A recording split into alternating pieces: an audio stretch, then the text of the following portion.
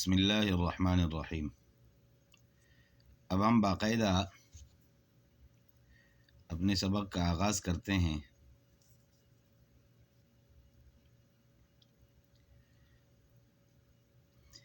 ہم نے کہا تھا کہ کم از کم مخارج پڑھنا ضروری ہے، تو سب سے پہلے مخارج سے شروع کرتے ہیں اور ساتھ میں قاعدے کا بھی آغاز کرتے ہیں۔ اردو میں بھی لکھا ہوا ہے، جو لوگ پڑھ سکتے ہیں ان کو نظر آ رہا ہوگا، اور اسی طرح اگر کسی نے انگلش میں اس کو اردو نہیں آتی، انگلش میں پڑھ سکتا ہے، تو انگلش میں بھی لکھا ہوا ہے۔ مخارج جمع ہے مخرج کی۔ مخرج کسے کہتے ہیں؟ حروف کے لحاظ سے چونکہ بحث ہو رہی ہے تو ہماری ہر بات سے مراد حروف ہی ہوں گے، تو مخارج جمع ہے مخرج کی، اور حرف کے نکلنے کی جگہ کو مخرج کہتے ہیں۔ جس جگہ سے حرف ادا ہو رہا ہو اس کو مخرج کہا جاتا ہے۔ جن لوگوں کو عربی آتی ہے، عربی کی سمجھ ہے، تو دیگر کاموں میں بھی آپ دیکھ سکتے ہیں کہ جہاں سے کوئی راستہ باہر نکل رہا ہو، انسانوں کا ہو، گاڑیوں کا ہو، جانوروں کا ہو، وہاں پر اس کے لیے اس حساب سے مخرج کا لفظ ذکر کیا جاتا ہے۔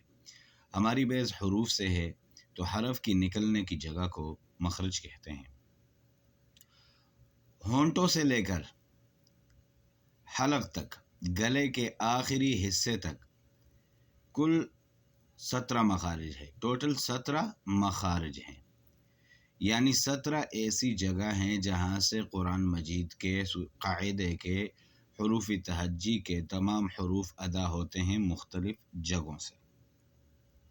ہم نے ان 17 مخارج کو یاد کرنا ہے، اور اس کے ساتھ ساتھ ہمارے حروف بھی یاد ہو جائیں گے۔ تو مخرج نمبر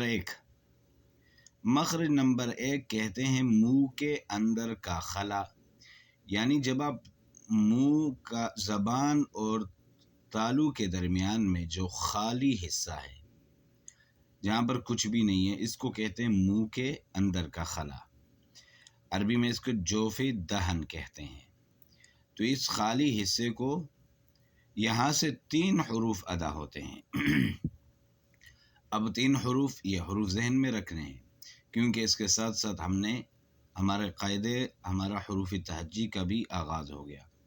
یہاں سے 3 حروف ادا ہوتے ہیں، اور وہ 3 حروف یہ ہے: الف، واو، یا۔ جب یہ مدہ ہو، آپ کو اس کی سمجھ بعد میں آئے گی کہ مدہ کسے بولتے ہیں۔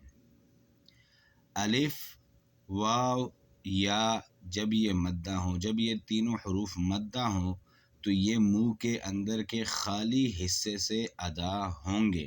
آپ اپنے لیے پریکٹس کر سکتے ہیں کہ واقعی یہ خالی حصے سے کیسے ادا ہوتے ہیں۔ اب مدہ کا مقصد یہ ہے کہ الف ساکن ہو اور اس سے پہلے زبر ہو، جیسے اس کا مثال ہے با۔ اب با کو تھوڑا سا جب لمبا کریں گے تو اس کے ساتھ الف آئے گا آخر میں، تو وہ الف جو ہے اس کا مخرج منہ کے اندر کا خلا ہے۔ با کے اوپر زبر ہے، با کے بعد الف ہے۔ واو ساکن ہو، اس سے پہلے پیش ہو، جیسے بو۔ واو ساکن ہے، اس سے پہلے با ہے، با کے اوپر پیش ہے۔ بی، یا ساکن ہے، اس سے پہلے با ہے، با کے نیچے زیر ہے۔